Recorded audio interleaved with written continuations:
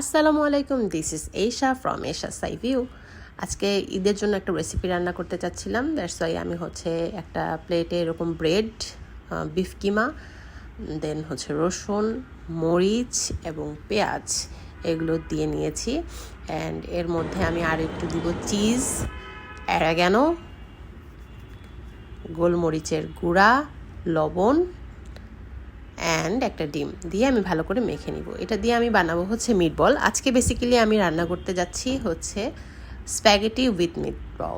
তো স্প্যাগেটিটা আমি এখানে এইভাবে সেদ্ধ করে নিলাম। ইন দ্য মিন টাইম আমি কিন্তু ওইটা ম্যারিনেট করে রেখে দিয়েছি।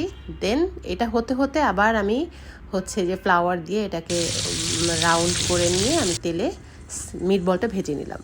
ওই একই তেল নিয়ে আর একটা কড়াইয়ে আমি পেঁয়াজ, রসুন, তারপরে রসুন বাটা, তারপরে একটু লবণ এবং টমেটো কুচিটা দিয়ে আমি একেবারে এটাকে সেদ্ধ করে ফেলবো। একসাথে মিক্সড করে একদম যখন পানি পানি হয়ে যাবে আমি তখন এই টমেটো পেস্ট ক্যান এটা দিয়ে দিব।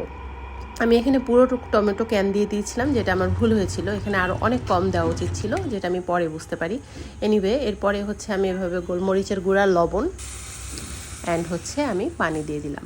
দেওয়ার পরে কিছুক্ষণ নেড়ে চেড়ে এটা যখন আর একটু ঠিক হয়ে যাবে তখন আমি এর মধ্যে এই যে মিটবলগুলো ভেজে রেখেছিলাম এই মিটবলগুলো আমি দিয়ে দিব।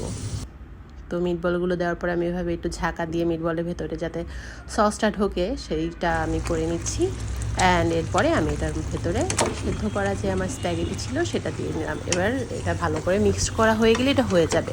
এখানে আমি আপনাদেরকে যেটা বলে রাখছি, আমার এই রান্নাতে একটু ভুল হয়েছে, যেটা আমি পুরোপুরি পুরোপুরি আমি টমেটো ক্যানটা দিয়ে দিয়েছিলাম, যেটা আমার উচিত হয় নাই। আমার এখানে টমেটো পেস্টটা দেওয়া উচিত ছিল 1 থেকে 2 চামচ, যার কারণে এটা প্রচুর হেভি হয়ে গিয়েছিলো, প্রচুর সসি লাগছিল।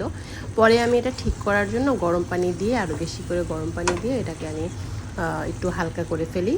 তো এই হলো মোটামুটি আমার মিটবল, স্প্যাগেটি উইথ মিটবল।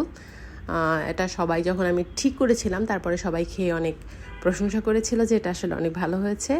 আপনারাও এটা বানিয়ে দেখতে পারেন। আমি কিন্তু ফার্স্ট টাইম বানিয়েছি, সেই হিসাবে আমার কাছে ভালোই লেগেছে। ভালো থাকবেন, ঈদ মোবারক, আল্লাহ হাফেজ।